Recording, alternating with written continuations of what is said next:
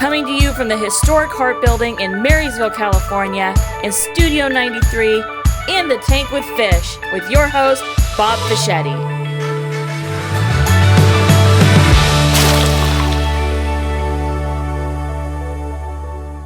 Well, welcome to another exciting adventure. I always say that because I think it's going to be exciting.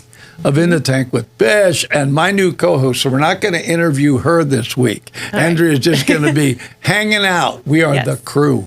Right? This is the crew. I'm known at this point. Yeah, you're known. We're good. So we've laid the groundwork. They don't need to know anything else about you. They can watch the last video and figure it out. But look, she's on the logo. Ta-da. How cool is that, right? You know? Yes.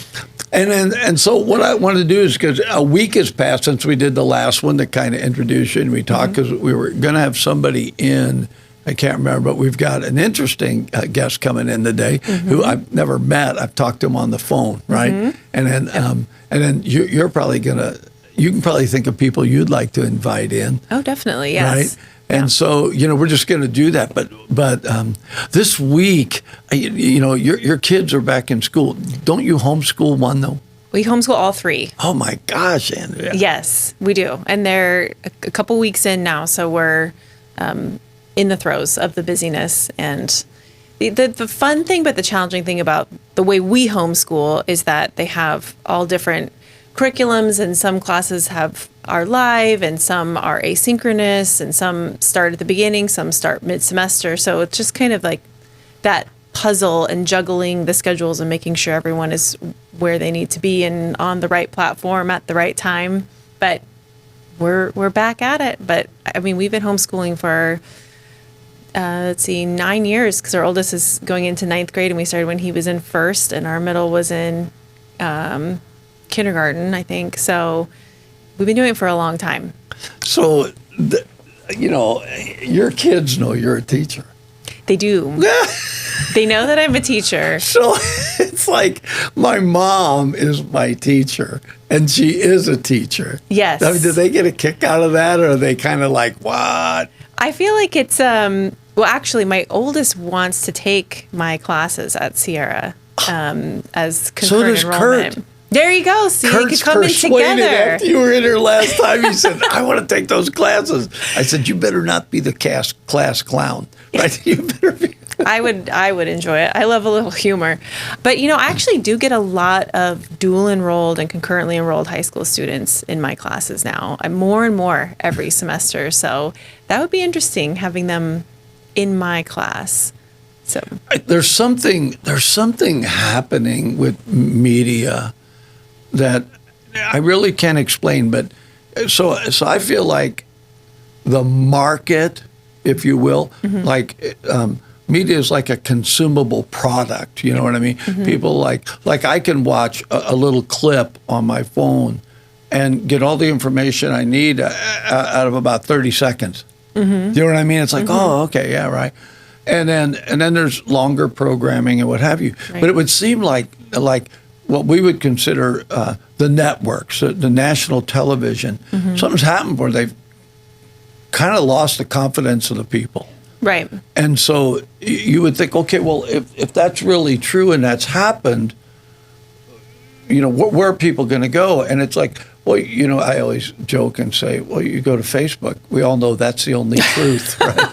That's the only real truth, right? It's like, oh, yeah, I heard it on Facebook. It must be true. I saw it on Facebook. But I think I saw this happen with music. And it's like the music industry started telling us what we should want to listen to. Right. And instead of us getting to decide. And I watched this over the course of my life. It's like, well, I mean, and then also what happened was the younger generation said, well, I'll just go on the internet and I'll find artists. Right. And that began to happen. I think that's what's happening. I think that's why podcasts are going to become more, people will like it. They'll find a podcast they like. Right. And then that's what they'll go see. Like they will find this one. Oh. Nice plug. And they will subscribe, and then they'll follow, right? and then they'll share. Yes, I all got of those it. things. I did it. Well done. All four. Well done. Yes. See, I need cue cards. No, you got it. You got it. Yeah, and I think that that's how people are also discovering artists, but discovering their own talents too, because you see people who before, I mean, imagine trying to make it as a recording artist prior to social media. Now you don't need a studio to buy in. You don't need a producer. You can put your own music out there and find an audience for it. And I think that that's great because we're opening the door to new talent and new people coming in and not just being fed the same thing from the same artists. So. Yeah, they don't have to weave through that, Right. the business. Right. Yeah. And I think that's really good. Hurry up, get through it. I love this guy. Right? It's like, thanks, Kurt. Next one. To the point. See how we're weaving into music? Yeah, we're gonna weave into this. We're gonna get it. Exactly. So I do have to ask you. We just had the local arts council did this thing where it was like at 48 hours. They would give you a topic, I think. You had to write the script and make the movie. Is that something you do in your class? No, I don't do that with like a quick turnaround, but I actually did that. That was one of the first times I made like my own film or worked with a group on a film was back in undergraduate at UC Irvine. They had like a 24-hour film competition. You stayed up all night and you went and you shot something and edited it and then turned it in. They screened them all and it was super fun. That was the first time I really got to do it. And I think it's really neat when you do that. It's a pressure thing. You've got to think quickly and make decisions quick. Yeah. Well, you got to have people that can act or people. I mean, you got to assemble a crew. I mean, it's the whole thing. You do. You need to come into it with a group who's ready to go. But I think it helps with some of that forced planning. You know, you can't just go out and shoot and then think that you're going to put together a story later because you just don't have the time. You need to go out really intentionally. This is the story we're going to tell. These are the shots we think we need to get, and then edit it together. So I think it's fun. I don't have my students do that though. I should. That's how I do these podcasts. I just found Kurt. He was out on the street and said, "Could you film something for me?" And there you go. Him and Andrea were talking about something. I said, "Hey, could you be my co-host? Would you just like?" We got 5 minutes to put this together. What do you think? Throw it together. We'll make something happen. We'll make magic happen. So we've got a guest coming, and this will be the first one that you and I have had. Yep. And his name is Nolan Apostle, and he's worked with well-known people in doing events, including Bill Graham, which is well-known for music events. But he's got a thing going on in I'm going to forget it. He'll tell us where it's at. But they're doing a celebration, the 125th year of the Gold Country. Amazing. And they're doing an event, a concert, and that. So we're going to bring him in. We'll be right back, and we'll be talking. What a name, Apostle. It's great. It's a mic drop. Yeah. All right, we'll be right back. Stay with us. 93Q Radio was an opportunity for what's called an LPFM to give the community a voice. The big part of what's happening here is it's us. It's the community of us. The work that Mr. Fischetti has done with us to promote public education has been absolutely groundbreaking.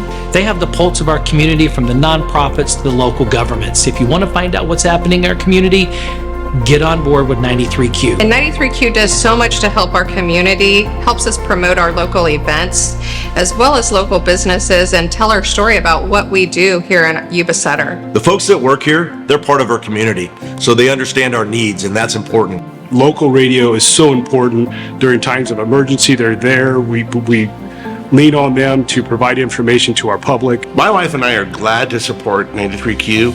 We're going to do it on a monthly basis, but I really recommend that if you want to make your community better, this is a great place to take a first step right here. So if you can, reach deep into your pocket and give to 93Q. 93Q is a great partner for law enforcement, and they're a great partner for the Yuba Sutter area.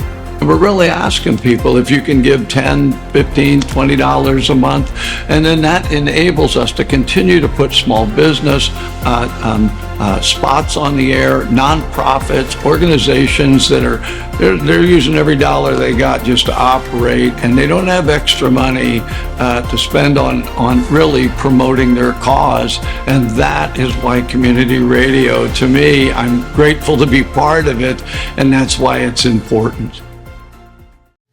All right, we're back, and I'm excited about our next guest because I know absolutely nothing about. Then we're learning together. So it's like discovery, Perfect. right? It's like we're going in. Yes. And we're going to find out everything about Nolan Apostle. Was I even close? You were. You got it. All right, Nolan Apostle. I mean, without the accent, Apostoli, but Apostle. I can do that. I was born in Brooklyn. Oh, there you go. We're brothers from another mother. Yeah, I like that. my name's Fischetti, but they pronounce it here as Fischetti. And it's not sauce, right? There's only one sauce. Okay. Yeah. Grandma Fischetti makes it. That's right. So I actually have a recipe. All right. Okay. So we're gonna man, we could really get off on that. I know. Yeah. Next thing you know, we'd be having lunch. I'll wrangle us back in. Okay.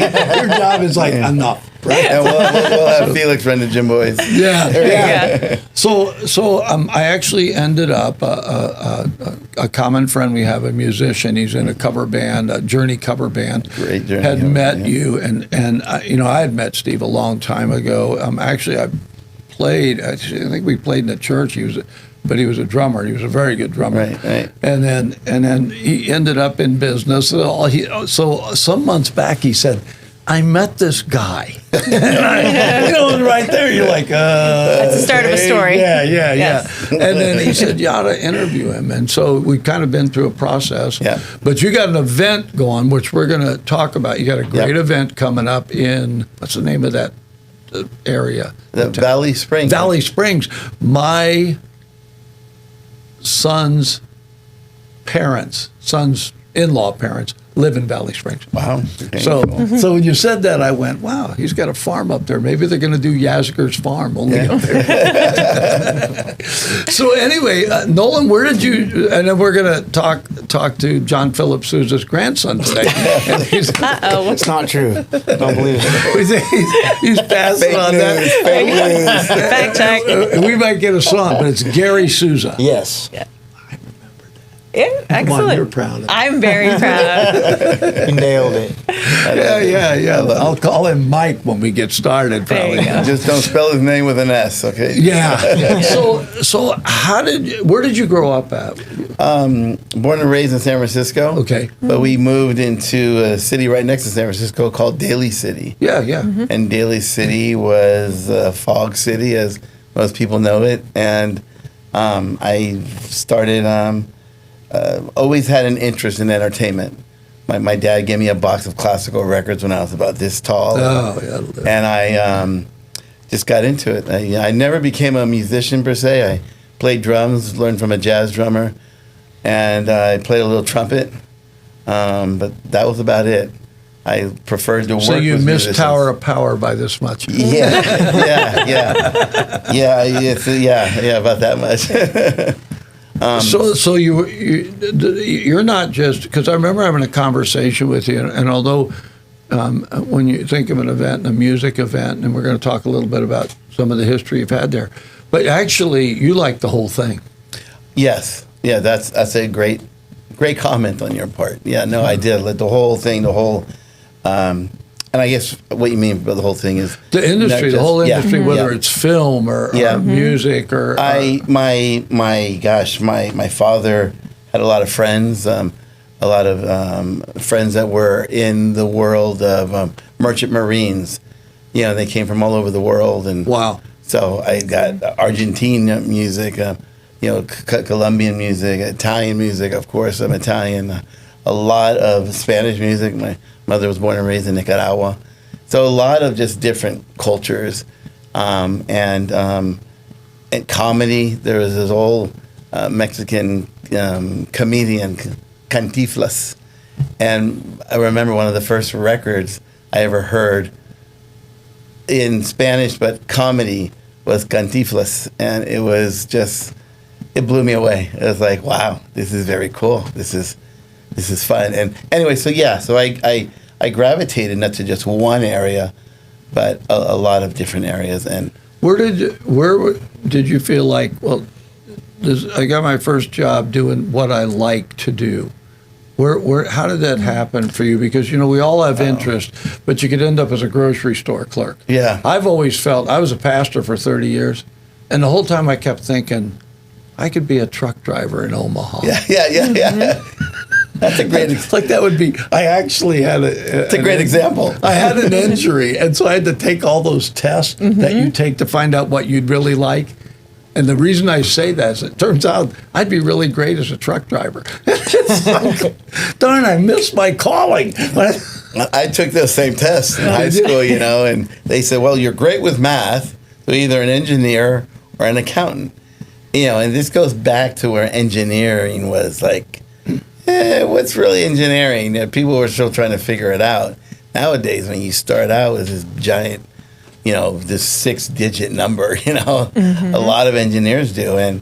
But I said, oh, accounting sounds good. You organize numbers, sure. And did that for 2 weeks and that. And then I had like 3 days to pick. I had to like run and petition for classes. And so I chose photography. I chose 2 photography classes, a film class, and a psychology class. And I got them all. Well, that's right up your alley. I know. We have a lot in common. We do. Yes, we do. I love psychology. My favorite magazine when I was 17 was Psychology Today and Cosmopolitan. Oh, that's an odd combination. Well, Cosmo was so I could learn what women liked and didn't like. So when I started dating, Smart. Intel. Yes, Intel. There you go. My favorite was the Fantastic Four. Oh, yeah. And Archie. Oh, I loved Archie. Although I did progress to more intellectual reading when I started reading Mad Magazine. Yeah, what's his name? Alfred E. Newman. Alfred E. Newman. Yeah. No. So that's So I just kind of went from that, and as I started taking more and more pictures, my photo mentor, photo film mentor, he got me into some shows, events, projects, and I just kind of grew from there. And I started in music through KMEL radio. That was really, I guess you could say, my start in it all. I would work with bands before that. Wasn't really professional, but I'd throw parties at my house, or I'd rent out a hall. And then one day I said, I got to do it right, and went to a really nice space in San Francisco and did the very first event there. It's called the Showplace Square, and that's where everything kind of spawned from that. It just boom, exploded. You have to think that your background, because we are going to talk about the event you're coming up, has helped you see the bigger picture of events. Not just one category, but everything that goes in them.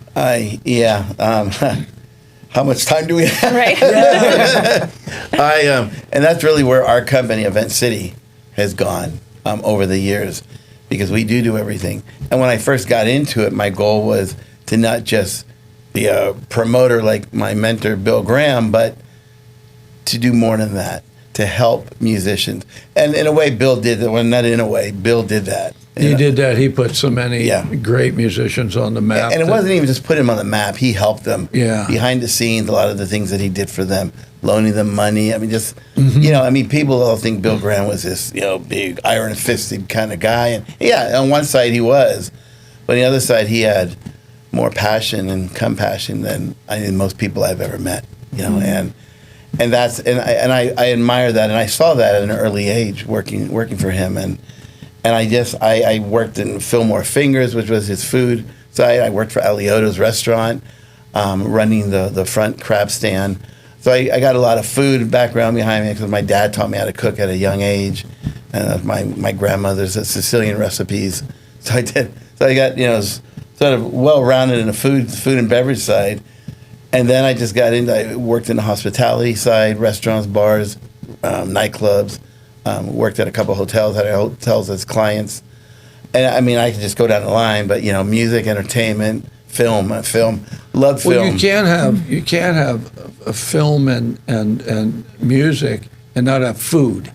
Somewhere food's got, you know what I mean? It's true. Yeah, It's true. No, they go to hand in hand, man. Food. Well, yeah. and I was wondering, where's the hospitality here? I mean, come on, there's no food. It should have been a tray here. Yeah. Where's that craft service? Kurt. Yeah, there you go. Craft services. Craft services. Yeah. You got that Gym Boys next door. Well, we got an employee snack box up there in the office too. There you go. That'll do it for me. I'm not picky. There you go. What they call those chips are fake. They're not chips. They're like Pringles. Oh, Pringles. Oh. Yeah. I'm not sure what they make those out of. It's chip-like. So when did you decide that film was the major? Because you said you were doing psychology and photography. My dad, when I was little, my dad got me a brownie. The box brownie, and gosh, in my photography class, I learned something called the camera obscura, which really was just a box with a little pinhole in it, and a plat in the back of the camera was just a place to lay film. And as you'd open up the cover of your little pinhole, it would let light in wherever it was pointed, and you would experiment with how long it would take for the light to put an image on the film, and then you close it, then you go in the darkroom, develop it, and say, okay, well, it needs a little bit more light, so you go back, and you actually know about this, don't you? I love it. I'm just like, I do too. So my dad got me this brownie, and I used to take a lot of pictures with it, and I was a little kid, and then as I got older, my parents bought me a camera on my 16th birthday, a Canon AE1, and from then I just moved forward and kind of ran with it. I took a picture of a Canon billboard while I was in the midst of being painted. This was back in the day when they used to paint billboards, and I won an award for it. Oh, wow. Guy was it literally looks, if you look at the picture today, it literally looks like he's smoking a joint up there on his scaffold. I mean, that's like. Was this in San Francisco? Yeah, it was. It might have been. Okay. Yeah, it was. Yeah, and so was he tied up? No, they weren't tied up or anything. No, he was relaxed. And I got this little fear of heights, so I saw that. And, oh my God! But yeah, so then I just moved forward from there. I started working, taking pictures, Bill Graham Presents, radio stations, record labels, Bill and E's Advertising, one of my favorite clients. Bill and E's was very famous in the film industry for helping bring a lot of film promotions. We did Superman, and with Christopher Reeve Superman, I got to meet Christopher. And that was a highlight. It was, of course, way before we knew Christopher as we know him now. But he was just that kind of a person. Yeah. So that's amazing. And just, moving forward, I started seeing all these other things. Yeah. And I realized at a young age that being in the photo world, maybe just rock and roll, it was going to be a hard call to make a living. That with all the photography, I mean, I'm backstage shooting all these rock stars, and there was like 5, 6, 7 other photographers that were twice my age or older shooting, and they're elbowing me, and competitive. And I was a very naive, super nice kid, Yeah. I smiled. My nickname in college was Happy. I had this group of guys that they'd see me, and they were kind of rough around the edges, but good guys. And I'd walk up in Skyline College San Bruno, and I'd walk up just one area. There's stairs that led into a classroom area, but there was also cafeterias. It was a big building. And as I walk up, I say, hey, there goes Happy. Aww. And it never bothered. I mean, I never great. took stuff like that. I mean, I'm Italian, Spanish, and growing up, my mother would tell me, don't let anybody call you Mexican. Nope. Half my friends are Mexican, Mom. Come on. And then, when I talked to my uncle, who passed away a while ago, he was my mom's brother. He said, oh, don't listen to your mother. We're all Mexican. And I love that line. Because, in a sense, we are. California, what is it? Right. Who is here? The natives and Mexicans. And Right. And that's, part of what our... Until us Italians got here, ruined the whole state. We did. I think all you did, we needed Italian food. Yeah, exactly. That was the only good thing. I'm kind of thinking you can stop a whole bunch of the stuff if you just eat the food. Yeah. Yeah. Quit right? talking about each other. Eat the food. It's like, Got some good food. I'll tell you one good thing about Italians, mostly Italians, in California, a lot of people didn't know this, that there is history, mob history in California, and most people don't know that. So. I used to, when you're Italian, everybody asks you right away, so, were you connected to the mob, blah, blah, blah. Right. Well, I actually was. Capone had two brothers, Fischetti brothers, that worked with him. So when my boys were growing up, they were doing a series on TV, right, about Al Capone. It was a 3-part series. Yeah. I said, all right, boys, I'm going to have you sit down and watch this because you're going to get asked, right? Here it is, right? So I think we're in the last part of the second show or the next one. And this guy says, hey, did you know Fischetti to Capone? He said, oh, yeah, fingers. I shot him in the face. That was it. The only time our name was mentioned was it was like, we got shot in the face. I said, I'm sorry, boys. I thought there'd be more to it. How embarrassing, right? That's funny. But yeah, it's always like that. So you had a great opportunity because you met Bill Graham, and the West Coast music scene was phenomenal, and it was everything because of the Bree Building and that. Everything was back east. Bill Graham changed a lot of that in terms of what he was doing. Yep. And then during the 60s, which is really where I'm from, and you're probably close or at least there. I remember the 60s. I don't remember. Ironically, yes, but no, because I had an older brother, 10 years older than me, my cousin and my brother, and they lived, they in the middle would talk about, the Winterland shows, the Fillmore shows. I would get records all the time from my cousin. My first 45 ever was a Rolling Stone Satisfaction. That's a great. And I still have it. No. I was actually going to bring it, and we were hustling to get out this morning. Blah blah blah. Well, I really because you've got such a background in film and that. Mm-hmm. So we're going to talk about the event, but I want to talk a little bit more about the film. And I don't have a lot of questions, but this is an important question. You'll respect this. Guitar players have multiple guitars. I want to know how many cameras you got. That's a good one. Come on, when he tells you he's got a brownie, he has a camera collection. Oh, God, that's a great question.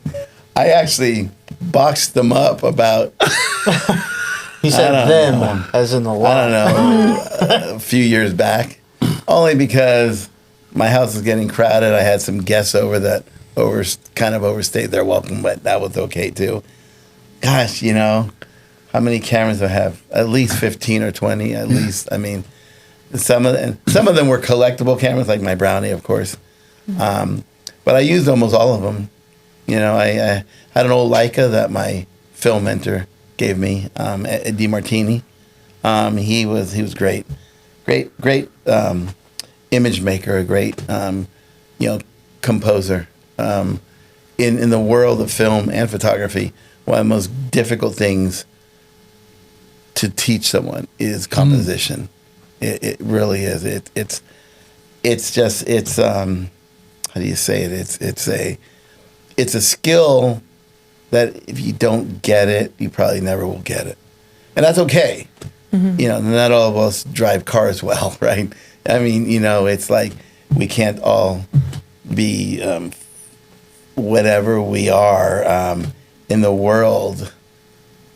We all aren't perfect, and being a photographer was just something I loved. I embraced it. It's my true love to this day. It really my is. brother Joe was he loved Ansel Adams, and so Joe shot that kind of stuff. That's where he ended up, and people would pay him to go to locations and shoot nature. Very nice. And but he worked at St. Louis Photo, which was really well-known. People took their cameras there. And so I grew up with that. He had a dark room downstairs with enlargers. Yeah. It always smelled like chemicals. And, Yeah, yeah. it's like, so anyway, I go to Japan and I come back and I bought this camera. And I was like, my brother's going to be thrilled. I bought a camera. And I came in and I said, Joel, look what I bought. It's a Yashica. I don't know if you've ever even heard. Okay, you're already laughing. And they're like, so I bought this Yashica. I do. I want a Yashica. He goes, let me get this right. You lived in Japan for 3 years. You never saw a Minolta or a Nikon? It's like at the bayonet thing. And I was like, I was really proud of it. It's like, yeah. You did your best. Yeah, I did. I mean, you go with what you know. Yashicas weren't bad cameras. I mean, they were pretty good. I used one for a little while as just a backup when I was, film, of course. And I had a Canon AE1. I had like 5 or 6 different Canons. But my favorite was the F1, which I had 2. They were built like a tank. There were so many things you could do with them. They were very, what's the term? Modular. Very modular. You could pull things off. And not just the lens. You could pull the top off. You could put different tops on them. There's so many things you could do. You know what this is, don't you? It's fascinating. What's it gonna? I'm like, she's over here totally understanding everything. She's like totally getting. I'm going, oh yeah. F1. I thought that was a Formula. I thought that was a race car. It's like you take the top off. Oh, convertible. Right? I was just like, Similar. Yes. You know what's interesting is that, so when I went to film school, I minored in producing. And a lot of that, we've talked about this, is like the scheduling and the planning and the timing and permitting and all of that. And when I had moved to LA after film school and was working in different film jobs and sales jobs, I started working as an event coordinator down there and primarily doing weddings. And then I did events then for a while. I saw you in Hallmark. Back to the Hallmark. I couldn't resist it. Okay. I apologize. I would love to be in a Hallmark movie. I'm just put that out there right now. I would love that. No, she looks like a Hallmark. That's what I thought. Thank you. She's talking about being an event planner, mostly weddings, and I'm going, I remember you. There must be a story about that on Hallmark. But anyway, there was a lot of overlap in a lot of the skills in planning a film production and planning an event. And so I found so much overlap there and was able to utilize a lot of the things that I loved about film production. I was just wondering, you're doing all of these events now. Yeah. Did you find any of that similarity? Totally. But we call it crossover. A lot of crossover. And in those skills, I'm a very sometimes crazily detailed person. And you have he's shaking his head. Did you see that? Confirmed. And you just, it's a good thing. And what I do, you have to be. And especially when you start, it's kind of funny. When I worked at Bill Graham Presents, I started my own production company even before that, of course. And it wasn't like a production company per se. It was like, had a friend that would bring a sound system over. He'd leave it there for 3 months, and I'd use it how much I wanted to use it. Lighting were these cans with bulbs in them, and they were very, very archaic. Very archaic. But they work good with the Brownie camera. Yeah. Everything worked good with the Brownie, They all fit. Yes. But no, that's a great, because I've used that over the years, the term crossover, because there is so much of that, and it is it's helped me to really establish who I am, what I've done over the years. But it's funny because working at Bill Graham Presents, Bill did pretty much everything. Record label, Wolfgang Records had advertising, but he did it all in what made sense. Like, okay, I'm a rock promoter, and what makes sense in that world to do. We buy a lot of ads. We spend a lot of money on advertising, print ads, radio ads, TV ads even. But if I went to an agency, they would charge me X amount of dollars to do that. But as an agency, I could remove instantly 15% because that's the deal. That's the business. And so Bill started his own agency. Oh, smart. He's managing these artists. So just start a record label. So he started a record label. But it was all within, Fill More Fingers, same thing. although, the true story of Fillmore Fingers was the idea came from one of our associates, Nick Nicora, who he started it with Bill Graham. In a sense, Bill said, here's the money, now you go do the work. And he did, and he turned it into a great business until Bill decided to sell it. And he wouldn't sell it to Nick, so they had a falling out, and which is okay because Nick became very successful at what he did. And to me, I see things like that, and I learned from those experiences. My dad used to always say, learn from the mistakes of others because you can't live long enough to make them all yourself. And I totally live by that. That's a good one. All my life. And that's why when I did do events, and I knew I had 3, 4, 5 more other events, instead of renting out a lighting system, I'd go out and buy a small lighting system. I'd go out and buy a sound system. And I just did that all the way down the line and started, eventually I had a 40,000 square foot warehouse. So, with a lot of cameras. So I totally relate to that. The whole crossover thing is, and that's how I got into being, Event City eventually became that. And it wasn't just me that had that knowledge. It was also partners, also people I worked with. Just my longest business partner, Alex Howdigi. He was a great musician. He was a fabulous keyboardist. I mean, he was up there with, all of them, all over the world. He could improvise. He could write a song in 3 minutes. It was just amazing. And fortunately, in July, he passed away. And one of my oldest friends. I mean, not just a business partner, but we've been business partners for a long time. And he had a way about him that he would always we'd sit down, we'd talk, and he would always say, okay, you got to focus on this and that, and I said, well, yeah, you got to focus on this, and we just go back and forth. It was almost like a friendly way of sparring, and a lot of that fell into what I was doing because I was doing a lot of things, and he had focused on music, and became a very successful businessman as well in real estate and other avenues. But it was really that right side of his brain that helped him to be successful, and I always adhere to that, and that's why I realized that with all these skills and all these people around me that were experts at what they did, some of them the best in the world, I moved in that direction. I think that's important. We talk about the business end of stuff, but honest, the relational end has a great impact, because if I can't work with somebody where I can't hear them, then I'm missing whatever portion they bring to the table. And the more that you're able to, it's great to know things and to put your input in, but when you're working with others, like you said, a lot of them are experts in their field.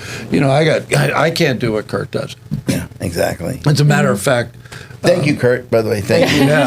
Yeah. We like him. There'll be a little something extra in your snacks today. Oh, boy.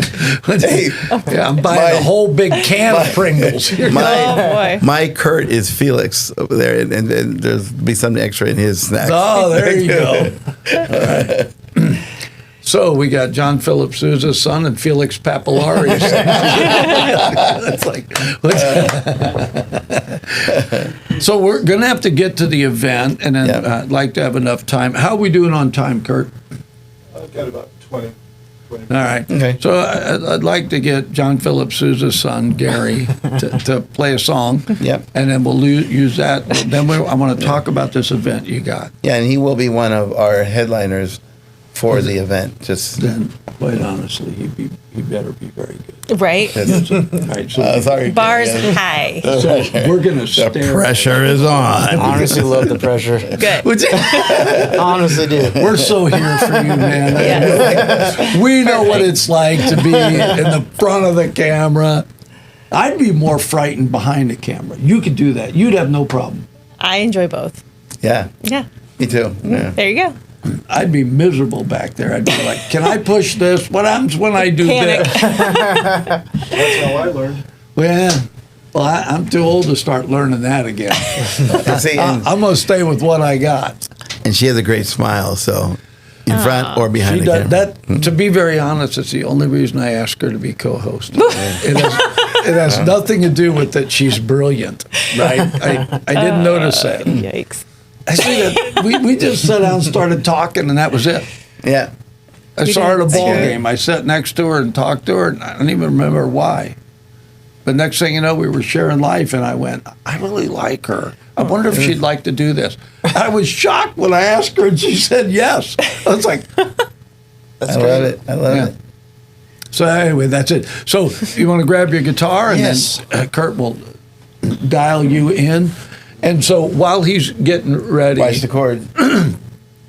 so can we just talk about the event is going to be in Spring Valley. Valley Springs. Valley Springs. It's okay. Everybody makes that mistake. So Spring Valley is down there, San Diego. Yes. That'd really be a blow. It's like I'm going to Spring Valley. Southern California.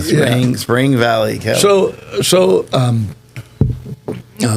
this event in particular is to celebrate Gold Rush, right? Well, the Gold Rush and especially the state of California's 175th birthday. Gosh, that's amazing. And we just did one nearby here, the 9th, because that literally is the day California became a state. Oh, okay. That was a big bash. They had a lot of fun. And 25 years ago when we did the one for the 150th, it wasn't, the one they did in SAC was a lot smaller. Okay. So that became the big one. Kurt, where do you want this? Mike? That's good. Yeah, he wants to pick up both. Do you actually sing? Yes. Okay, well, I just wanted to make sure, because it'd be really pointless He to said try to I was pick planning that on up. it. He's like, no, can she sing? I just play. I'll pick out a song. Yeah, right? I got the lyrics right here. Yeah. Here, sing this. All right. Well, Gary, So how we're did gonna you get, jump real in. quick, how did you get hooked up with this fella? Because that's a this is fun going on story. your record. Yeah. That's a fun story. My girlfriend at the time, I was playing a show and he showed up and I said no, he just introduced me to her and then him, and it was great. And after that, he just started booking me shows left and right. And Well, that's not quite right. But okay, close. I'm not perfect. No, on Kat the is girlfriend at the time. Kat we talked about things, and she said, I got my boyfriend's great. He's great. And I said, don't talk about those kind of things. I don't need to know those kind of. No, he's great with a guitar. So I said, great. Let's hear him. And Exactly. So we were co-producing for the first year a festival up in the Gold Country area, and I said, bring Gary. Bring him along. I said, Oh, so you hadn't heard him yet? No. I said, I'll get him in and we'll sit. And we had several booths there. We were also got the water sponsor, giving away waters, partners in a water company. And so a lot of fun. And they came and hung out. We had a couple days, right? Yeah, it was like 3 days. Yeah. So, and I think didn't we get you on stage? Yeah, you got me on stage. Yeah. Got him. He was like, this kid's good, without even hearing me. But So he got me on the stage. Got him on stage with the producer, and and it just kind of went from there as his career started. And when you hear him, and I'm not bragging or anything, just when you hear him, you'll see. He's also got an ear for talent. Dylan. So this is this little kid. I mean, how old was Dylan when he first met him? was like 6? I think it was 7 or 6 or 7.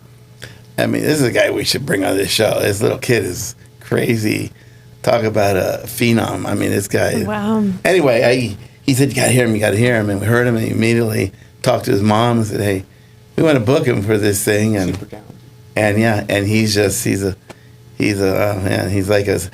People say because he likes, what's his name? What's his name, the guy who went like that with,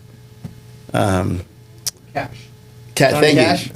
Johnny Cash. Oh. Johnny Cash. And he does a lot of Johnny Cash songs. Perfect. I mean. No way. Yeah. Oh, now I want to hear. And so anyway, but Gary introduced me to him, and then so that's where I realized that he did have a great ear for talent too. So it wouldn't just be as a player.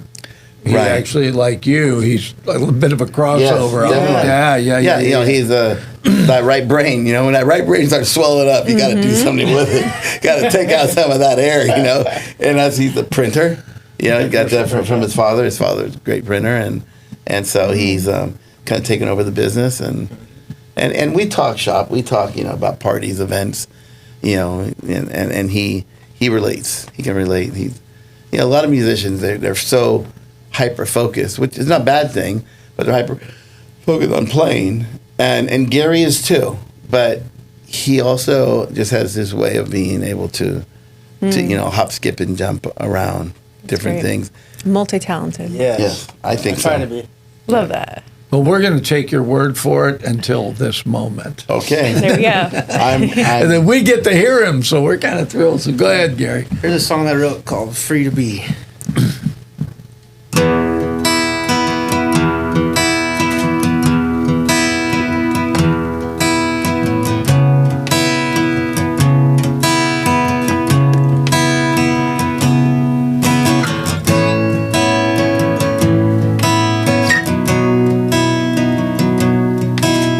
Driving down the road, far away from home, there's a girl by my side, singing songs on the radio. She's singing songs I don't even know. She's from Mexico. Yeah, we're headed for the west, where the sun shines the best and the clouds run away, where the sky never turns gray, and this world dreams are made. 'Cause we're free to be, free to see, like the birds in the sky. We can do anything we like, 'cause we're free to be, free to see. We can light up the night sky and do it upright.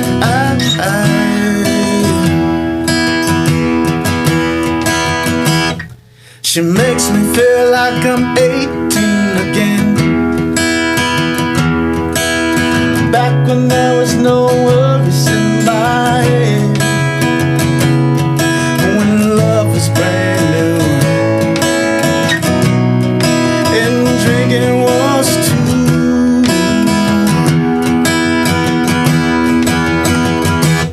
She likes the things I used to do, like driving, drinking beer, hiding from the cops. Back where I'm from, it's another way, another way to let loose. 'Cause we're free to be, free to see, like the birds in the sky. We can do anything we like, 'cause we're free to be, to see. We can light up the night sky and do it upright.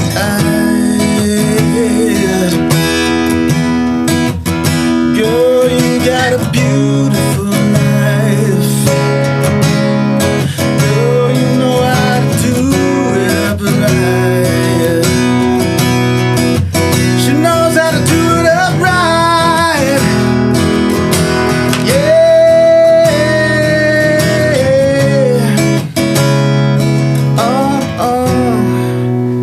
No, I can't deny.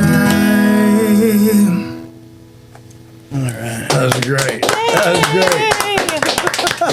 And with the glasses flying off, you know. I have to tell you, it was a great song. But the whole time I kept thinking, that sounds like my guitar. Oh, that's because you have that. Yeah. The first thing I recognized was that's a Yamaha. Yeah. And it was like it kind of Really? shocked me because you don't hear the Yamaha acoustics that much anymore. People really, Ovation. There's Taylor. There's so many other brands, right? So I'm sitting here going, I know that sound. There's a Pull that familiarity. mic back over to you so he can hear you talk. I like that. That's you Yeah. recognize. Oh, that. buddy, That's that great. was like talk about nostalgia. Yeah, you're right Yeah, about that. interesting. It like took me back. So those strings you have on there are medium gauge, aren't they? They're light. They're custom. Those are light? Yeah, those are custom light. Yeah. Gosh, man, you're getting an incredible sound out of it because I thought those sound like they're I medium. upgraded the bridge pins to their copper, so it resonates a little more. Then I do my own adjustments, and I also replace all the frets on it as well. And we talked about this last night, so I got a little bit of an education on what Well, he's talking about. so all you had to do, because I knew it'd be fine. I knew Kurt would pick it up, but all you had to say is you got a Yamaha. I said, okay. Yeah. Wow. That was a beautiful song. Thank you. Yeah. Loved it. It's a true song about falling in love in Mexico with this girl I met. She was awesome and showed me what it was like to be a Mexican and live there. Please tell me you speak Spanish. Yeah, I speak Spanish. Because you can't just fall in love with a girl you can't understand. Un poquito. Un poquito. Palo italiano. No. And the words I do know, Yeah, okay. my family was really well. I want the pasta. My I want grandmother. the spaghetti. Yeah, I can say that. My grandmother refused to speak English.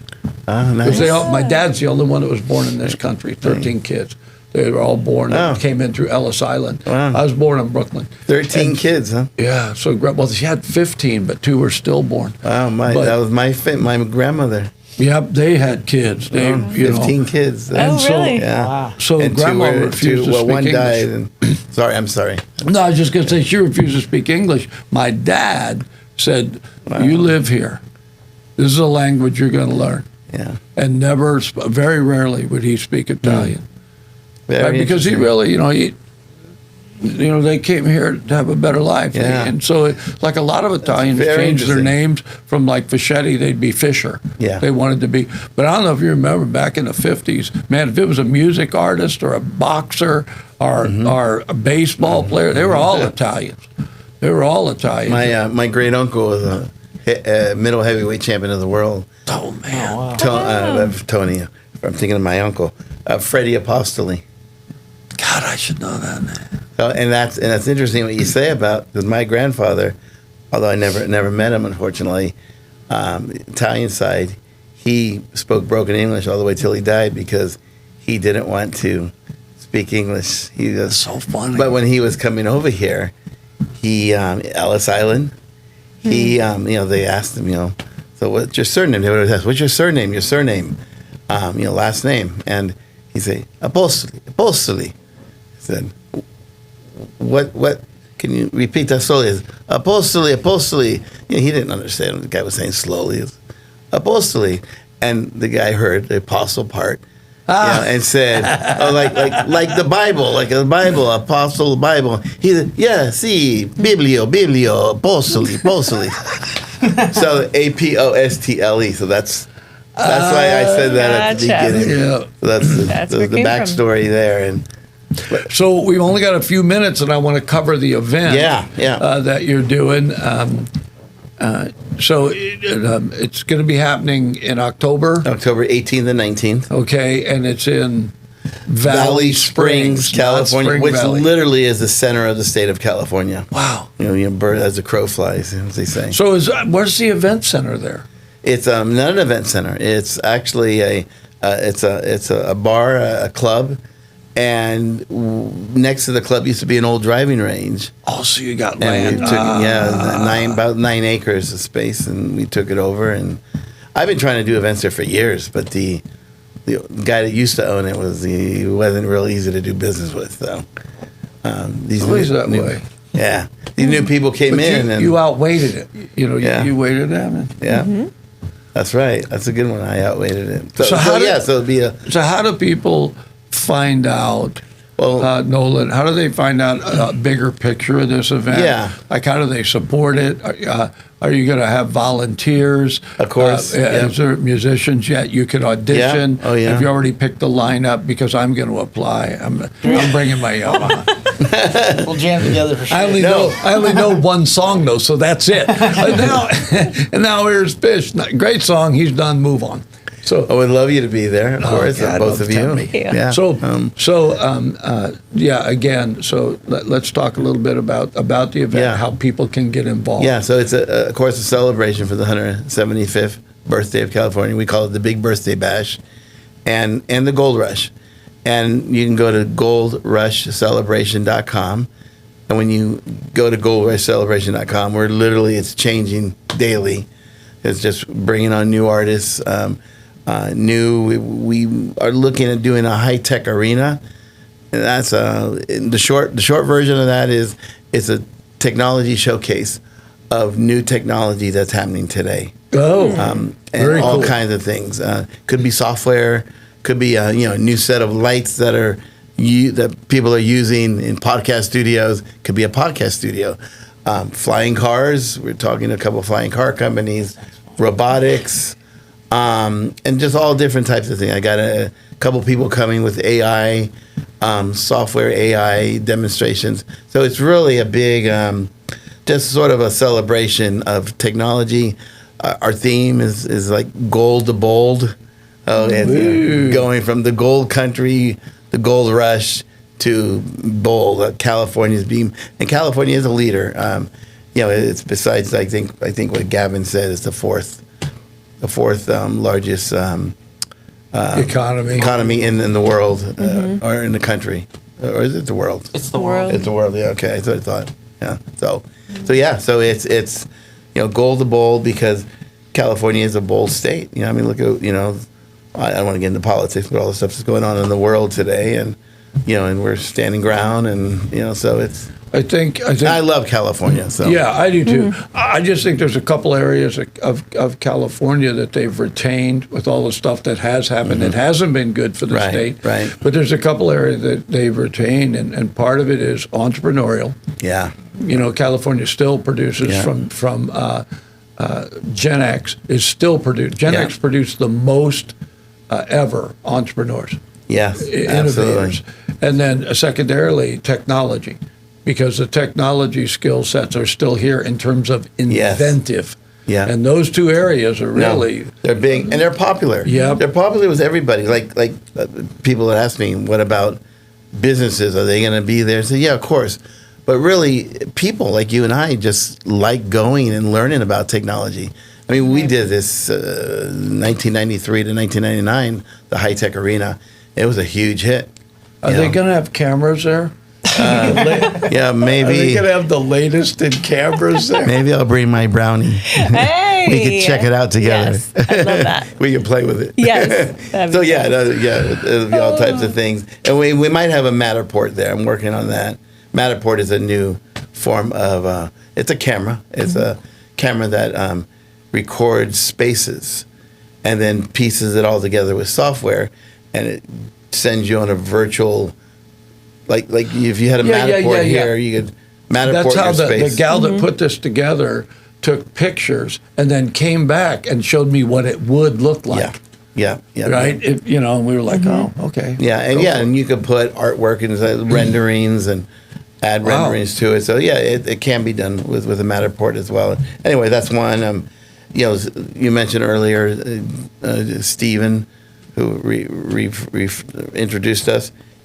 He's one of our headliner acts. Journey's Edge, I love them. I mean, they're very good. Journey is a Bay Area band. Yep. And, Northern California band.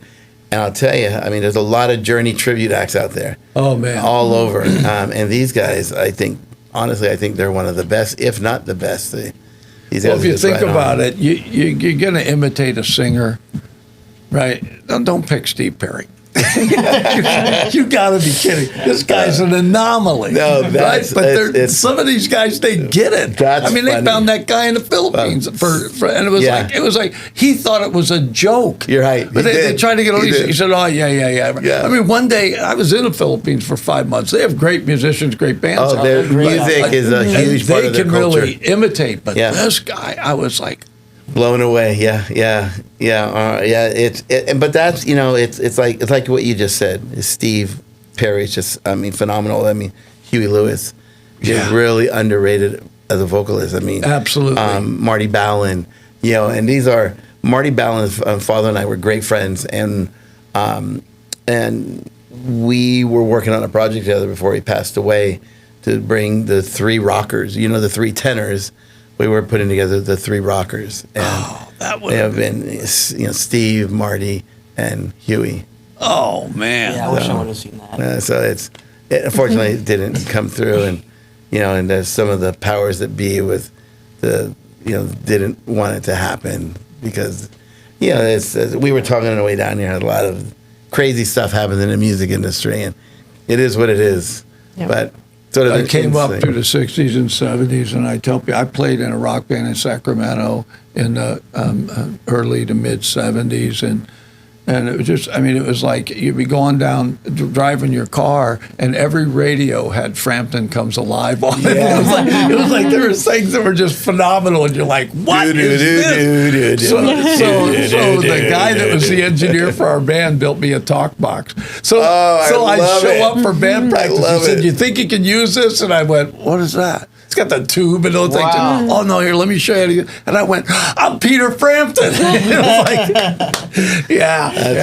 it was great. It was a great time. So I have something for you guys, because if you come in the tank, you get a cup.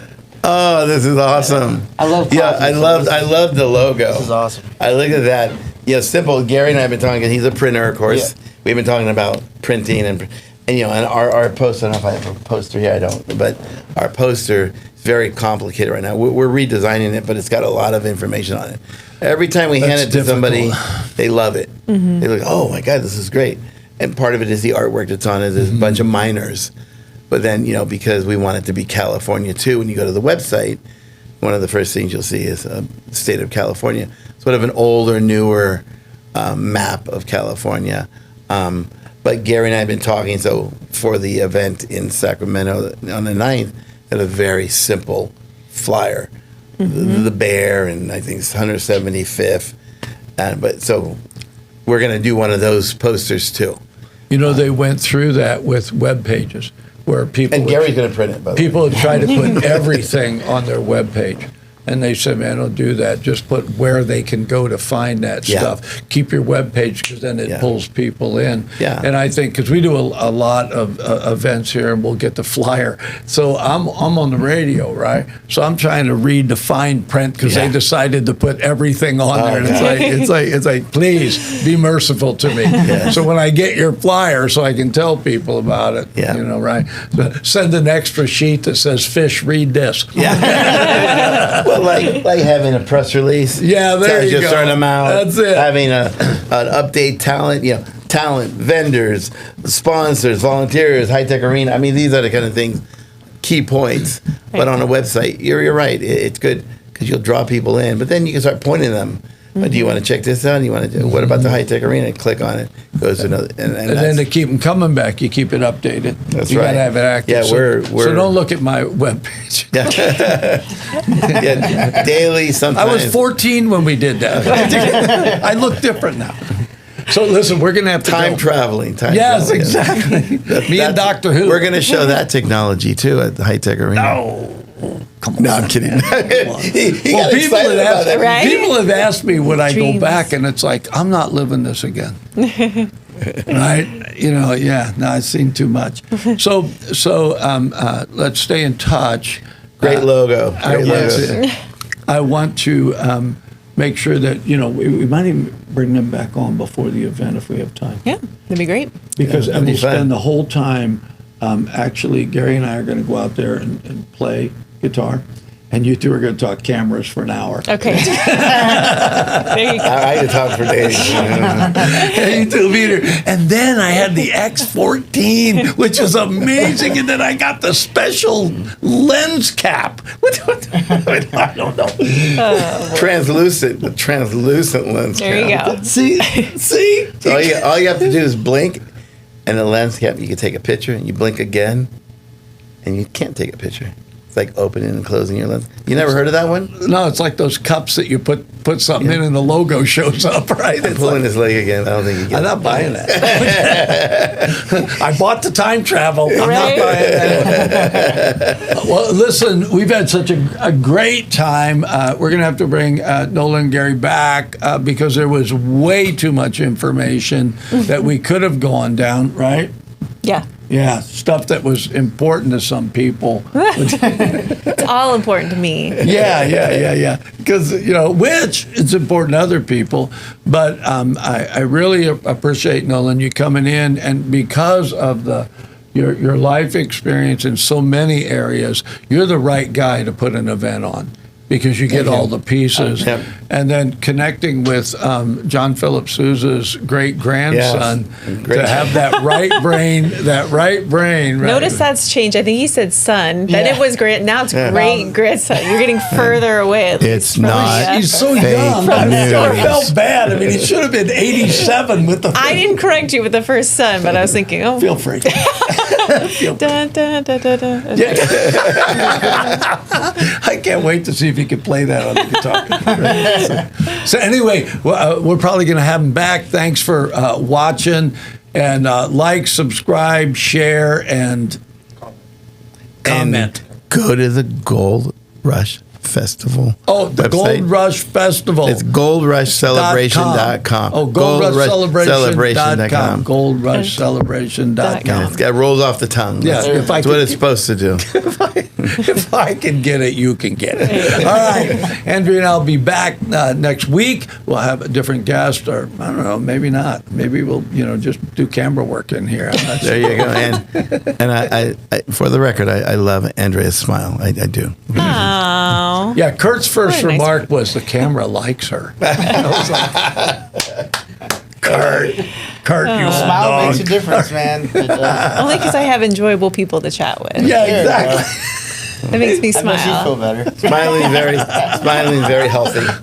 Very healthy. So now I'm in a podcast with Smiley and Happy. It doesn't get any better than this. And there's Friendly over there. We sound like the Seven Dwarfs over here. It's like, anyway, God bless you guys. Thanks for tuning in. We'll be back next week. And like, subscribe, subscribe, shablaga. And make sure you shablaga, because not many people even know how to do that. But it really helps us. We'll figure it out. Click like, subscribe. Thank you. 93Q Radio was an opportunity for what's called an LPFM to give the community a voice. The big part of what's happening here is it's us. It's the community of us. The work that Mr. Fischetti has done with us to promote public education has been absolutely groundbreaking. They have the pulse of our community from the nonprofits to the local governments. If you want to find out what's happening in our community, get on board with 93Q. And 93Q does so much to help our community, helps us promote our local events, as well as local businesses, and tell our story about what we do here in Yuba Sutter. The folks that work here, they're part of our community, so they understand our needs, and that's important. Local radio is so important during times of emergency. They're there. We lean on them to provide information to our public. My wife and I are glad to support 93Q. We're going to do it on a monthly basis, but I really recommend that if you want to make your community better, this is a great place to take a first step right here. So if you can, reach deep into your pocket and give to 93Q. 93Q is a great partner for law enforcement, and they're a great partner for the Yuba Sutter area. we're really asking people if you can give $10, $15, $20 a month, and then that enables us to continue to put small business spots on the air, nonprofits, organizations that are they're using every dollar they got just to operate, and they don't have extra money to spend on really promoting their cause. And that is why community radio, to me, I'm grateful to be part of it, and that's why it's important. Well, we're back, and that was a lot of fun, but really the whole focus was on Andrea. No. None of the rest of it mattered. No. She started smiling, and we all went, No, but definitely. In all seriousness, that was right down your alley. I love talking film, and especially with someone that you don't realize that that's their background, and it's like, ooh, let's get into it. Admittedly, the camera side was less of what I focused on, because I focus more on producing and directing and working with actors and the acting side. So I love when people want to dive in and talk storytelling, anything related. But film, yes, I'm like, ooh, film major, ooh, tell me more. And I had heard that he had worked in Bill Graham's organization, and so I knew he had met great musicians and that. So when he was introduced to me, it was over the music. Right. But really, 5 minutes with him, he's way deeper than just music, right? Oh, yeah. So I get the music side, and he gets it. And I love that he said, I'm not a musician. Right? Right. He said he actually played trumpet or something a little bit, but music wasn't his love. He loves music. Right. So that puts him in a position. But as he began to unfold kind of his life, we got to see, oh my gosh, no wonder he's doing events. Oh, yeah. Yeah. He loved photography. Love cooking. In film. Right. I mean, it's just like, right. He's like the whole package, right? Exactly. And like there's all of the overlap in skills and artistry and how that goes into events and putting on, a performance. Very similar to producing a film, and you still are trying to entertain, and there's a lot of logistics. And so you really, like he talked about, right brain, left brain, there's the creative side, but then you also really need to be, like you said, detail focused and looking at the schedule and permits and everything that goes on behind the scenes.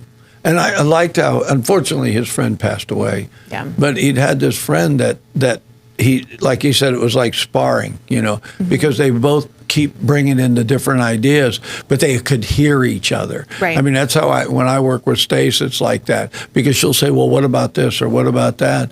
And I think that is so critical to anything we do, to be able to have somebody that can do that. Right. And it's why I asked you to help me, because I figured, we've got to do this in a way that I have somebody with brains. I thought you were just going to say someone with long hair, because I can do that. You can do long hair. I can do you're long good. hair. Yes. Although when I met you, I never saw you with your hair down. Right. And then you showed up here with your hair down, and it was like, I think I told you, in the military and in the police force, they didn't wear their hair down. So it's like you see them with their hair down. It's like, who are you again? Yes. Who are you? I'm pretty it's that known. much different. I'm known for a lot of hair up in a bun all the time, and even Eric will say if we're out somewhere and he can't find me in a store or something, he'll see my bun like bopping along and say, "Oh, there she is." He's gonna get one of those little orange balls and put it so right, he can find you like you do on the antenna. Exactly. So yeah. Well, I hope you enjoyed this. I really did. I thought he was a great guest. I thought Gary was really good. That's an original song. That was a good song. That song should be in a film. Yeah. I could hear that song in a film. Yeah, because it came from a real story. Yeah. And I love just the acoustic. It's just someone with an acoustic guitar and a microphone. There's just something. It's very different. Storytelling, again. Storytelling through music. And yeah, that was really great. And I'm excited. I always want to hear a cover of Journey, so I definitely will be there for that. I know, I don't know if they have the same vocalist, but they had a vocalist for Journey's Edge, and I was actually doing, he wanted to put a worship band together. So he called me up, and so we got together, and we were doing it. Well, he had gone down and tried out for The Voice or something, okay. like that. And so he came back up, and we were getting ready, and he breaks into a Journey song. Well, me and my son, Pablo was drumming, right? Pablo just goes right into it. It's like, okay, this is worship. Right? It's like we moved in the Journey now. And it was that Just a Small Town Girl, which I don't know the name of that. Anyway, thank you for doing this. Yeah, this thank you fun, so much for having me. Oh, it's a blast. I love getting to know people and hearing their stories and just chatting and seeing what people are excited about too, because obviously there's so much passion behind this event and also what he does, and then hearing the music. So I'm excited. I'm excited to go to the event now. Yeah. I think I'll take the Osmo. Yes. Ooh, yes. We could film it. Yeah. Because we're hooking up everything to do more remotes, and we can do that. Yeah. I might need to give it a go because I don't have an Osmo. Not yet, but I really want one. Eric. Loan her our Osmo. So she can go. Kurt. She'll come back and go, now I got to buy one, right? I know. They're so fun. All right. So, and then you're going to be looking at people and saying, hey, I'd like to bring this person in. Yeah. I'm really open. We do local people. Now, he's not local, but when I heard about him, we did the gal from Arbuckle who had gotten pardoned from President Trump. And we did the guy from Chico that had been in front of 9 U.S. presidents and wrote books for 3 of them. The people just kind of show up, right? So if you run into somebody and you want to do it, we'll do it, and we'll just have a good time doing that. And other than that, I can never get this right, but I swear I'm going to get a cue card that says like, subscribe, comment, share.